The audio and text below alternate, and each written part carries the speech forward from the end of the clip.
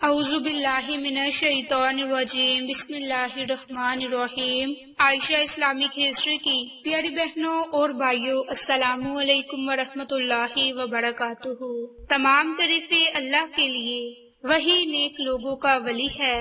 میں گواہی دیتی ہوں کہ اللہ کے سوا کوئی معبود برحق نہیں، وہ یکتا ہے، اس کا کوئی شریک نہیں۔ اور میں یہ بھی گواہی دیتی ہوں کہ ہمارے نبی حضرت محمد مصطفیٰ صلی اللہ علیہ وآلہ وسلم اللہ کے بندے اور آخری رسول ہیں۔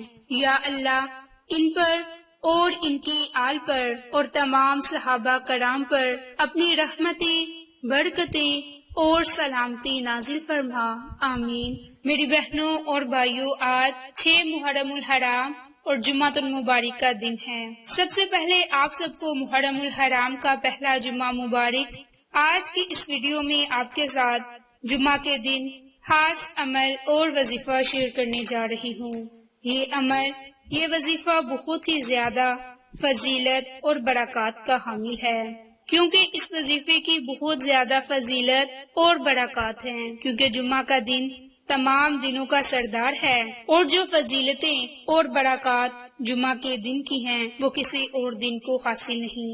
میری بہنوں اور بھائیوں، 6 محرم الحرام وہ دن ہے کہ جس دن کئی لشکر ارسال کرنے کے بعد ابن زیاد نے عمر ابن سعید کو لکھا، کئی لشکر ارسال کرنے کے بعد ابن زیاد نے عمر ابن سعد کو لکھا کہ اب تک تجھے 80,000 کوفیوں کا لشکر بھیج چکا ہوں، ان میں حجازی اور شامی بھی شامل نہیں، چاہیے کہ حسین کو قتل کر دیں۔ اور اسی تاریخ کو حبی ابن یزید نے ابن زیاد کے نام ایک خط ارسال کیا، جس میں عمر ابن سعد کے لیے لکھا کہ یہ امام حسین سے رات کو چھپ کر ملتا ہے اور ان سے بات چیت کرتا ہے۔ ابن زیاد نے اس خط کو پاتے ہی عمر سعد کے نام ایک خط لکھا کہ مجھے تیری تمام حرکتوں کی اطلاع ہے، تو چھپ کر باتیں کرتا ہے، میرا خط پاتے ہی امام حسین پر پانی بند کر دے اور انہیں جلد از جلد موت کے گھاٹ اتارنے کی کوشش کر۔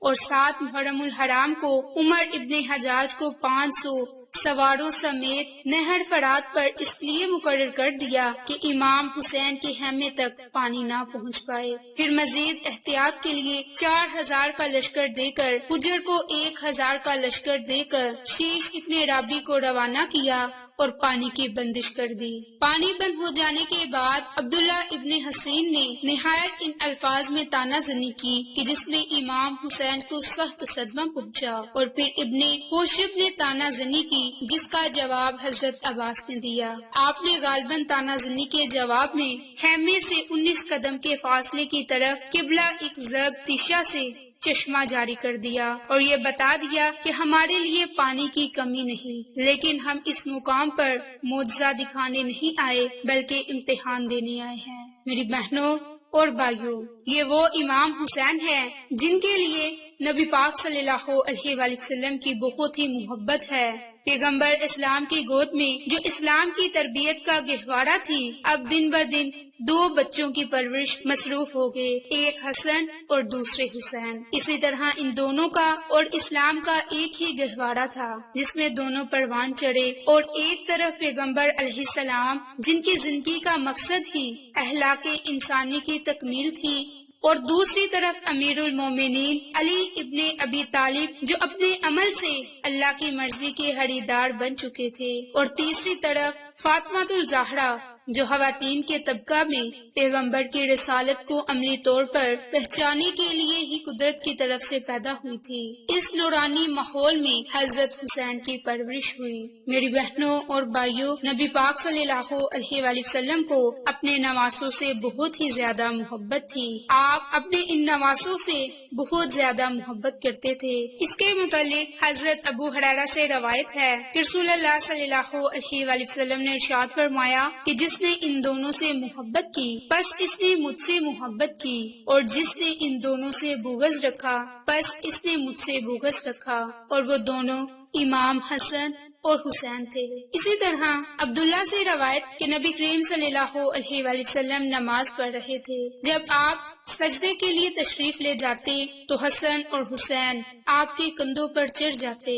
جب صحابہ کرام نے ارادہ کیا کہ ان کو منع کریں تو نبی پاک صلی اللہ علیہ وآلہ وسلم نے ان کی طرف اشارہ کیا کہ ان دونوں کو چھوڑ دو۔ بس جب نبی پاک صلی اللہ علیہ وآلہ وسلم نماز سے فارغ ہوئے تو آپ نے ان دونوں کو گود میں اٹھا لیا اور فرمایا جو مجھ سے محبت کرنا چاہتا ہے اسے چاہیے کہ ان دونوں سے محبت کرے۔ میری بہنوں اور بھائیوں، یہ احادیث آپ کے ساتھ شیئر کرنے کا مطلب یہ ہے کہ فرقہ پرستی کو چھوڑ کر صرف اور صرف نبی پاک صلی اللہ علیہ وآلہ وسلم کے نواسہ سے محبت کی جائے، کیونکہ نبی پاک نے خود فرما دیا کہ میں حسین سے ہوں اور حسین مجھ سے ہے۔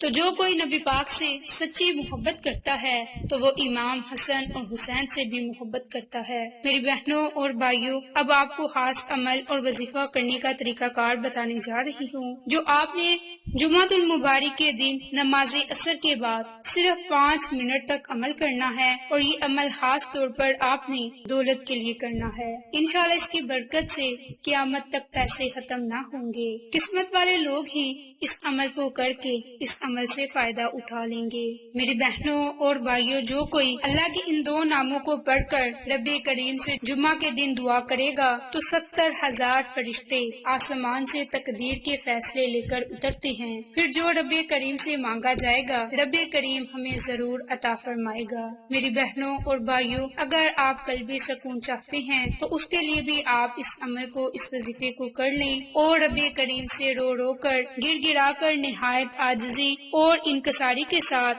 دعا مانگے۔ انشاءاللہ رب کریم ان صفاتی نام کی برکت سے، اللہ کے نام کی برکات سے ہماری ہر دلی مراد کو پورا فرما دے گا۔